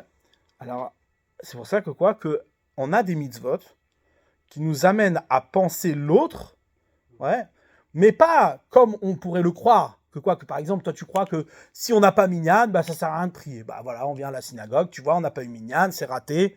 Ouais, non. C'est-à-dire, quand tu viens prier minyan, tu viens toi prier tout seul. Mais avec minyan. C'est pas la même chose que de se dire, quand je viens prier, je prie minyan. Non, c'est pas la même chose. Tu pries toi tout seul. La même tefila que tu aurais fait à la maison, tu l'as fait avec 10 personnes. Ouais. La différence, elle est énorme. Pourquoi ? Parce que, encore une fois, on revient à ce qu'on a dit tout à l'heure. C'est-à-dire que tu vas apprendre à penser l'autre, ouais, à partir de toi, et pas l'inverse. À te penser toi à partir de l'autre. Ça, c'est, comment dire, c'est une erreur. Et d'ailleurs, tu le vois, avec le temps, qu'est-ce qui se passe ? À force d'avoir créé des rassemblements synagogales, au début, dans une intention de religiosité, etc., qu'est-ce qui se passe ? Bah, tu finis par parler au fond de la synagogue de je ne sais quoi, de trucs et de machin. Parce que la tendance, elle est plutôt de penser l'inverse. C'est-à-dire que je me place, moi, au milieu de tous à partir des autres. Comment il va me regarder ? Ouais. Dans le meilleur des cas, on va dire que tu vas finir la tefila après tout le monde pour montrer que c'est toi le dernier. Dans le meilleur des cas, je parle. Ouais. Il y en a qui vont finir plus tôt pour montrer qu'ils vont plus vite. Ouais. On est pris par le regard des autres. C'est une évidence. D'accord ? On est tout le temps, comment dire, et tu vas prier mieux quand tu as les autres avec toi que quand tu es tout seul. Maintenant, le jour où tu arriveras à prier avec la même intensité quand tu es béminian que quand tu es tout seul chez toi à la maison, ça voudrait dire que tu pries comme il faut quand tu es en minyan. D'accord ? Bref, c'était une aparté. D'accord ? Donc, juste je termine avec cette idée-là. Ouais, juste je termine avec ça. C'est-à-dire que faut bien comprendre qu'en vérité, notre action à nous, ouais, c'est pas d'obtenir la vérité. C'est de s'efforcer toute notre vie, à chaque instant, de lire ce que Hachem nous a écrit comme lui, il l'a écrit. Ouais, chaque jour, c'est ça le combat. D'ailleurs, vous regardez, c'est-à-dire, nous, c'est-à-dire, nous étant, en vérité, ce que l'on parle et ce que l'on fait, c'est le résultat de l'écriture d'Hachem. On est piégé dans l'écriture d'Hachem. Tu peux pas déborder en dehors de l'écriture d'Hachem. Même ta mauvaise interprétation, elle est à partir de l'écriture d'Hachem. D'accord ? Maintenant, ce que tu vas parler, donc, en vérité, c'est la conséquence de son écriture. Quand on dit, par exemple, Torah chez BALP, la Torah orale, c'est une Torah orale de l'écriture elle-même. C'est pour ça qu'il n'y a pas de différence entre la Torah orale et la Torah écrite. Pourquoi ? Parce que ce que tu parles, tu dois t'efforcer de le parler tel qu'il a été écrit. Et pourtant, tu le parles toi. Tu ne vas pas le dire de la même manière que ça a été écrit. Ce que tu parles, c'est exactement l'intention de l'écriture. Mais ton effort à toi, c'est de parler dans le sillon de l'écriture tel que l'auteur l'a pensé. Et ça, c'est la chose la plus difficile, mais au bout du compte, c'est l'essentiel du travail. C'est-à-dire, c'est toute l'honnêteté de notre passage ici sur Terre. Ouais. En d'autres termes, ouais. Il est évident que lorsque tu es devant la question de l'assimilation du peuple juif, ouais, lorsque on subit tel ou tel événement qui est catastrophique, qui est dangereux pour le peuple juif, etc., c'est une évidence que la question ne peut pas se penser. C'est-à-dire, tu peux pas solutionner le problème en te disant bon, on va tous en Israël. Tu retrouveras exactement la même chose là-bas. C'est-à-dire, ce que tu es ici ne va pas changer là-bas. Ouais. C'est-à-dire, la question de l'aliat est une question d'absurdité. C'est une question politique. Ouais. C'est une question politique. Et même pire que ça, je vais peut-être être trop honnête avec vous, parce que j'ai pas envie d'être malhonnête. Ouais. Pour être le plus franc possible, quand il arrive tout ce qu'il arrive aujourd'hui, et que tu dis, bon, mais maintenant il faut faire l'alia, c'est un manque de émouna. Un manque de émouna. C'est un manque de émouna. Tu crois que tu vas partir en Israël et ça va aller mieux ? Peut-être ce serait bien que tu fasses un peu plus Shabbat, ou que tu manges un peu plus kasher. Non, mais cette question-là, elle ne peut pas venir ici. Elle n'a pas lieu de se poser, cette question-là. Puisque je veux continuer dans le sillon de la Klala. Je veux continuer dans le livre que j'écris. Ouais. Ce que je dis, c'est une évidence. Il n'y a même pas de question. C'est-à-dire, c'est ce que dit le Rambam. Il dit, il y a des guerres, il y a des trucs. Tout ça, c'est même pas partie du salaire des mitzvot. Ça fait pas partie du salaire des mitzvot, tout ça. Ouais. C'est juste bracha avec lala. Donc c'est pas ça le, comment dire, être en exil ou être en Israël, vivre des guerres ou pas vivre des guerres, tout ça c'est des questions de bracha avec lala. C'est pas des questions de vérité, ça. Donc tant que tu es, dans la question de la bracha et la klala, bah, la question à laquelle tu dois répondre, c'est quoi? C'est quand c'est que je vais être dans la bracha. C'est ma première des questions. Ouais. Quand tu vois ce qui se passe le 7 octobre, même si c'est évidemment, quelque chose qui nous remue, et c'est malheureusement, heureusement que ça nous remue, parce que si on restait insensible, on dit non, mais c'est comme ça, il faut accepter la voix d'Hachem. Ouais, ou alors il y en a d'autres qui vont te dire oui, c'est pour faire venir le Mashiach, en vérité, c'est tout ça, c'est pour précipiter la fin des temps, il faut que tous les juifs. L'idiot pourrait penser que la délivrance viendrait parce qu'on a provoqué le rassemblement des juifs sur la terre d'Israël.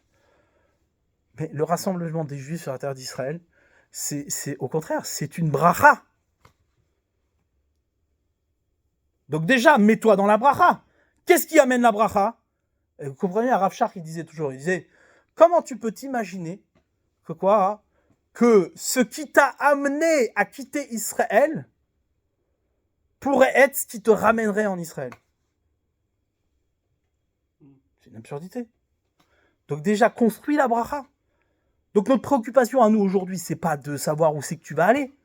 Notre préoccupation à nous aujourd'hui, c'est de faire comment on peut amener plus de bracha, comment on peut être dans la bracha. C'est ça notre question.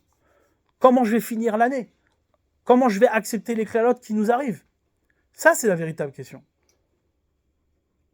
Le fait d'être en Israël, justement, il y a une misa de Yishuv. Mais encore une fois, c'est pas ma question. Ça peut ramener non, mais ça peut. La misa, du coup, elle ne veut pas ramener la bracha. Vous voyez ce que je veux dire? Parce que si c'est les Non. sera misa mitzvah. Et que, du coup, pour l'individu, tu as entièrement raison. Pour l'individu qui, qui lui veut faire la mitzvah d'aller en Eretz Israël, ben c'est une bracha, bien sûr que c'est une bracha. Mais c'est pas ça qui va solutionner le problème de la klala qui se passe dans le monde entier.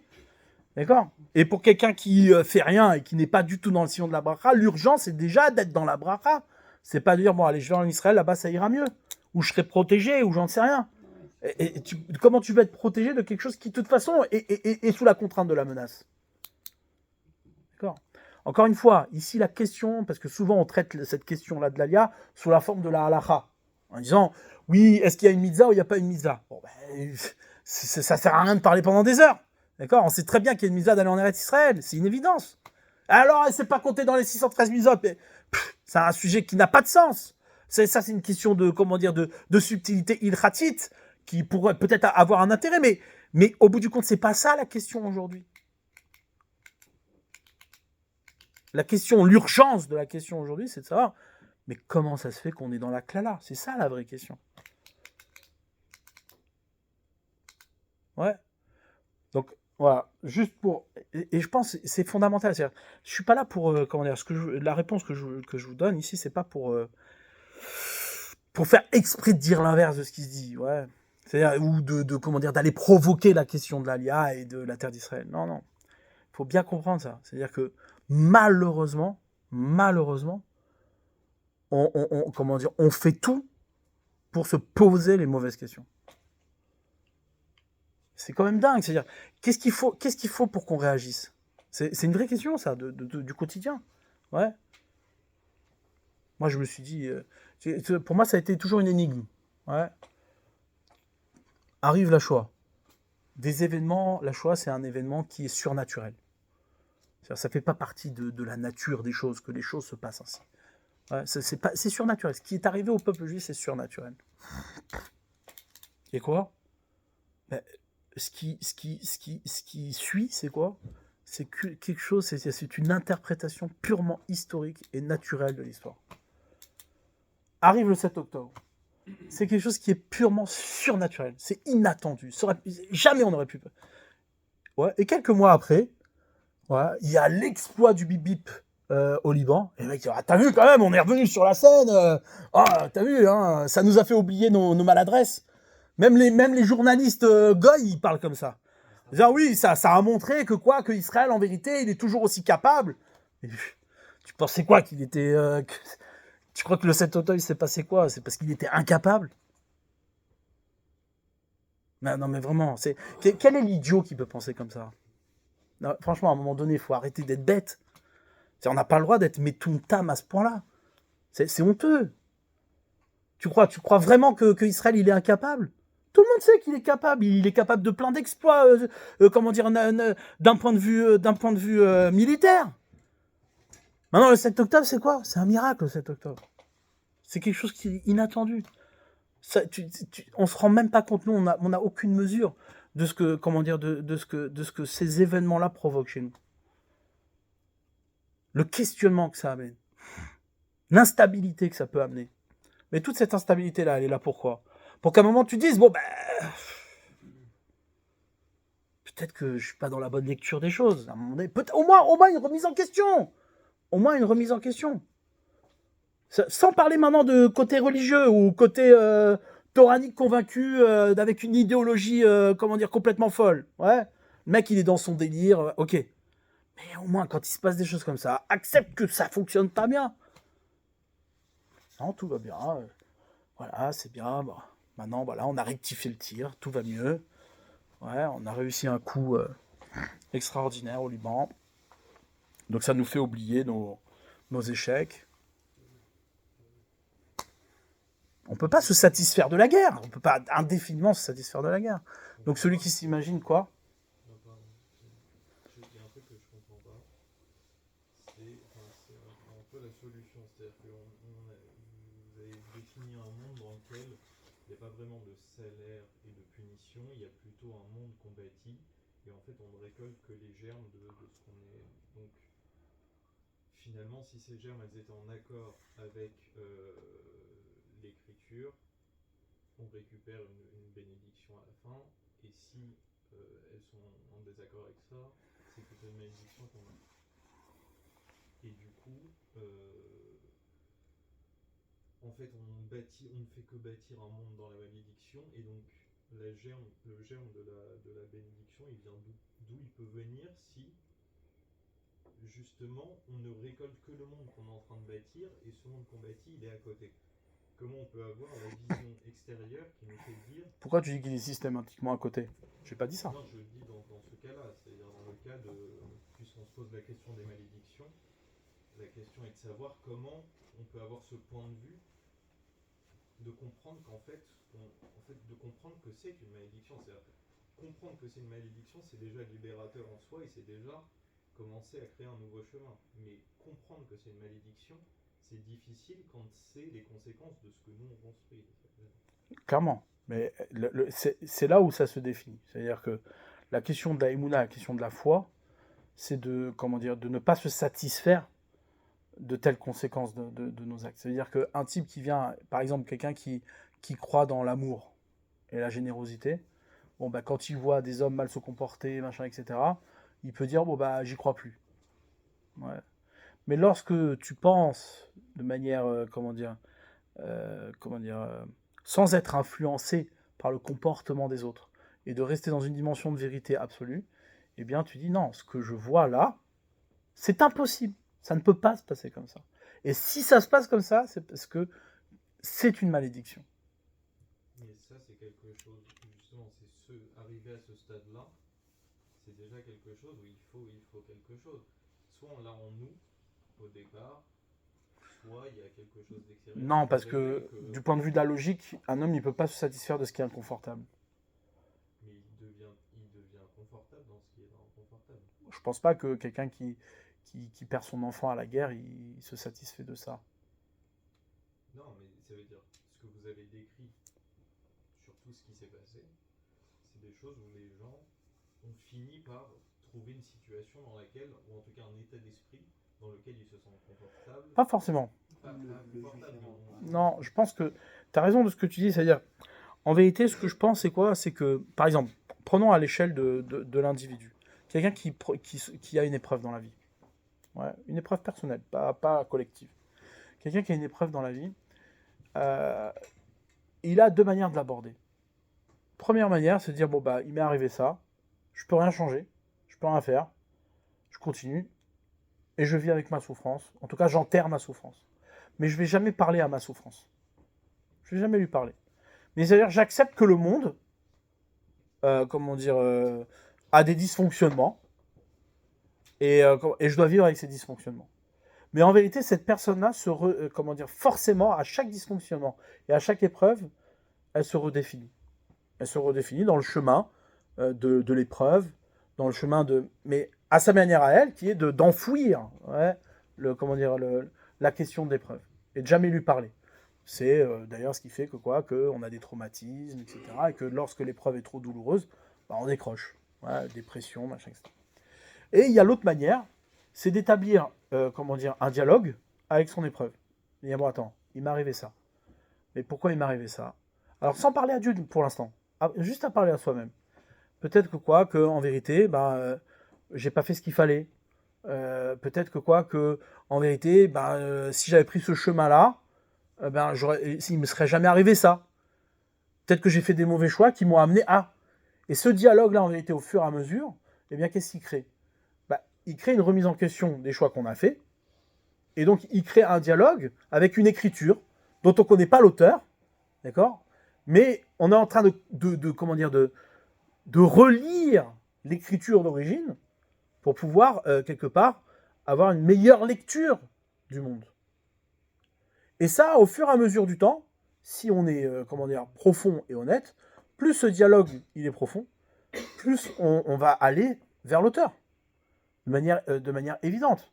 C'est-à-dire que, et ça, encore une fois, c'est-à-dire, je pense que les hommes, l'homme, il est, il est tellement orgueilleux, tellement prétentieux.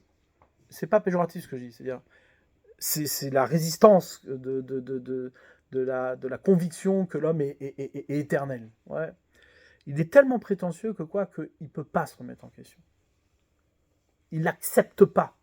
Lorsqu'il lui arrive quelque chose, il préfère enfouir sa souffrance que d'affronter sa souffrance. D'ailleurs, tu le vois dans les comportements. Quand quelqu'un il a souffert, il n'aime pas parler de sa souffrance.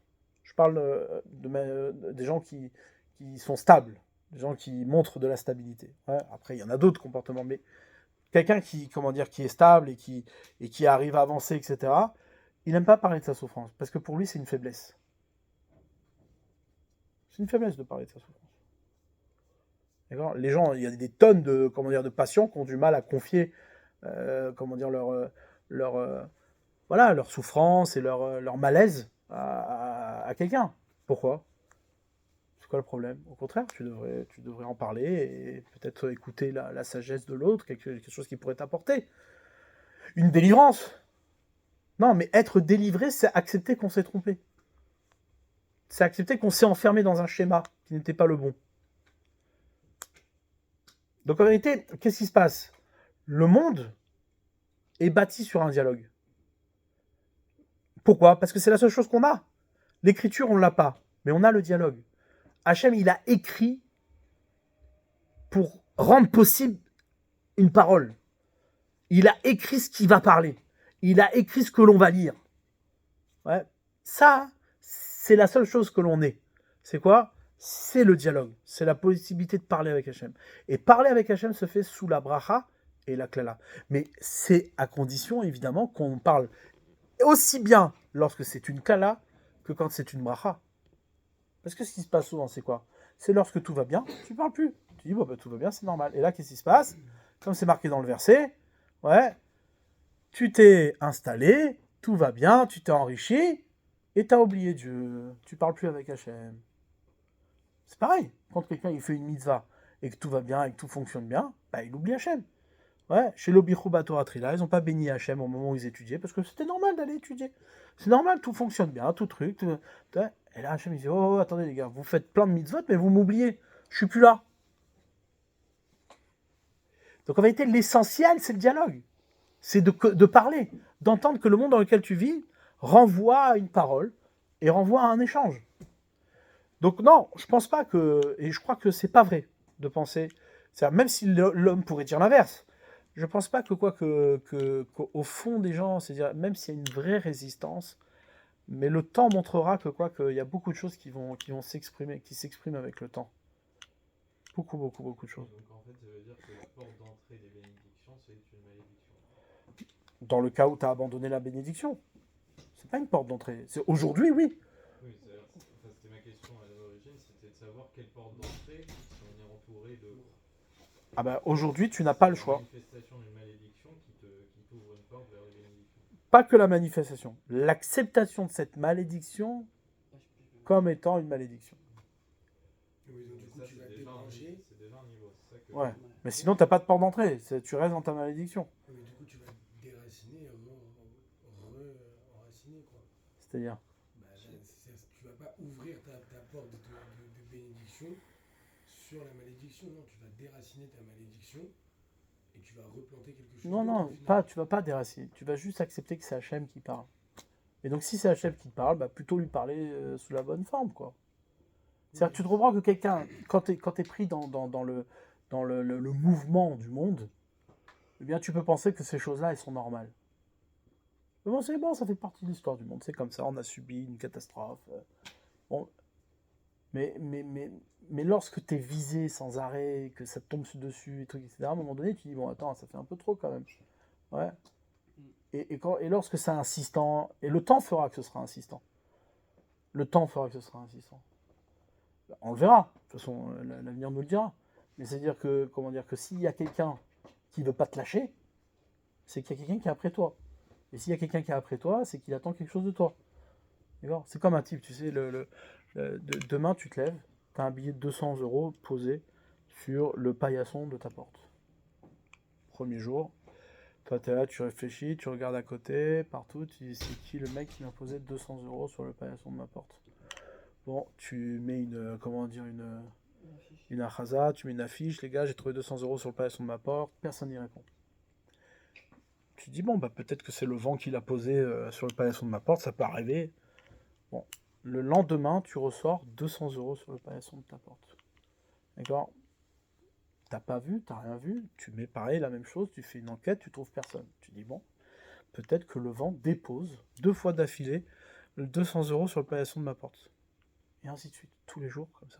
Au bout de combien de jours tu vas te dire que c'est impossible que le vent dépose 200 € sur le paillasson de ta porte tous les jours. Ouais. Donc en vérité, si tu veux, lorsque l'histoire se répète sans arrêt, même si tu vois pas d'auteur, même si tu vois pas l'auteur de cet acte-là, à un moment donné, quand c'est insistant, c'est sans arrêt, de manière complètement illogique, l'antisémitisme est, d'un point de vue de l'histoire, d'un point de vue de la pensée, complètement illogique. C'est illogique ce qui se passe. N'importe quel être suffisamment intelligent, un tout petit peu d'intelligence, il voit que quoi ? Que le monde entier s'est mis contre Israël, alors qu'il est une victime. C'est une absurdité absolue. C'est-à-dire qu'il n'y a pas ici de... Il ne faut pas s'habituer à penser que non, parce que en fait, ils ne savent pas, truc, machin. Tout ça, c'est du baratin. Tout le monde sait. Tout le monde a vu, tout le monde sait. Tu montres Émeric Caron, là, l'autre abruti, il a vu les images, il a vu la barbarie de ces gens-là. Il était là, il a vu de ses yeux. Et le mec, il continue à dire que ça n'a pas de logique. D'accord ? Ça n'a aucune logique. La réaction du monde est illogique. Et toi, tu dis non, mais tu sais quoi, j'ai des solutions. Et tous les jours, il y a un nouveau chacham qui propose des solutions. Alors moi, ma solution, c'est qu'on aille sur les campus manifester en disant que notre désaccord et enseigner aux gens c'est quoi un juif, etc. Ok. Tu fais ça une première fois, une deuxième fois, et puis après tu vois que quoi, ça recommence. Tu dis mais attends, je comprends pas. Le mec à qui j'ai montré c'était quoi un juif, je lui ai expliqué de A à Z, il est encore contre moi. C'est pas normal. Et chaque jour, il y a un type qui vient et qui pense des solutions. Mais qui pense toujours des solutions à côté de ce que la Torah te dit. À un moment donné, tu dis, bon, bah, peut-être qu'il faut se retourner vers la Torah et se dire, bon, ben non, peut-être qu'il n'y a pas... toutes les solutions que j'aimerais proposer n'existent pas. Et que vivre en dehors de, comment dire, de la vie que Hachem nous a imposée et nous a donnée, bah, c'est impossible. C'est impossible. Et ça, en dehors de la faiblesse que l'on peut avoir à accomplir la Torah tous les jours, mais franchement, c'est-à-dire, moi je ne comprends pas, je n'arrive pas à comprendre comment on peut s'obstiner à penser qu'il y aurait une autre solution que la Torah. Tu peux me dire, non, la Torah c'est une solution, mais trop difficile, j'y arrive pas, je suis faible, mais je reconnais que. Ouais, ok, d'accord, c'est-à-dire, on est faible, on n'y arrive pas, ok. Mais penser qu'il y a une autre solution, c'est bémet, ça veut dire c'est une insulte à la sagesse de l'homme. C'est même pas une question de religion ici, c'est une question de chorma, intellect. Ouais, observe le monde, instruis-toi, regarde comment le monde y fonctionne. Je sais pas, à un moment donné, faut un minimum de sérel, quoi. Un minimum. C'est pas possible. C'est-à-dire, tu viens tous les jours, tu penses une solution, et ah, mais lui, tu vas voir, lui va nous amener la délivrance, tu vas voir. Ouais. Mais ça, en fait, c'est pour revenir par rapport à ce qu'on disait de la bracha à la klala, c'était que le reflet en gros de ce qu'on faisait. Enfin, de la lecture qu'on avait. Parce que C'est la connexion qu'on a dans ce monde avec Hachem. Ok. Quand tu as la bracha, c'est que tu es connecté avec Hachem, exactement dans la volonté et dans le derrière de la Torah. Donc, Quant à la klala, c'est une connexion avec Hachem aussi. Mais dans les actions qui sont matérialisées par les actions que tu fais. Parce que le monde que tu vis, c'est le monde qui renvoie à cette connexion, qui renvoie à la connexion que tu as avec Hachem. Hachem, lui, c'est l'auteur. Il est celui qui t'a écrit le livre, mais il n'est pas là. Mais pour autant, ça voudra pas dire, quand on dit il n'y a pas de srar, ça veut dire que c'est pas pour autant qu'on va recevoir peut-être une épreuve qui va être difficile. On pourrait être dans le chemin de la bracha, mais ça pourra pas, on pourra vivre des choses difficiles, ça changera pas quoi. Ça fait le Non. chemin de la Non, bracha. ça peut pas être le chemin. Quelqu'un qui est dans le chemin de la bracha, il peut pas vivre des choses difficiles. Sinon, c'est Mais est-ce que, du coup, une épreuve, dégueulasse. C'est considéré comme une chose difficile. N'importe quelle épreuve, c'est une klala. C'est une klala. Accepter une épreuve, c'est pas une bracha. Mais c'est le retour à la bracha. Mais évidemment que chaque épreuve, c'est un questionnement, c'est quelque chose qui doit te faire Mais changer. du coup, c'est nécessaire de passer par cet état de klala. Non, jamais, c'est jamais nécessaire. Pourquoi Ce qui est nécessaire, c'est de retourner à la bracha. C'est ça qui est nécessaire. Mais c'est juste parce que nous on est trop faibles, donc du coup on est faible. C'est juste. Parce qu'on a fait le mauvais choix, Voilà. c'est tout. Et donc c'est pour ça qu'on a ce cheminement de klala pour qu'on. Nahon. Mais c'est pas pour nécessaire. arriver à ça. Mais c'est La pas klala, forcément c'est- nécessaire. Non. Donc vous croyez pas à la notion du rave qui... par exemple, en Tunisie, il y a eu un rave qui a été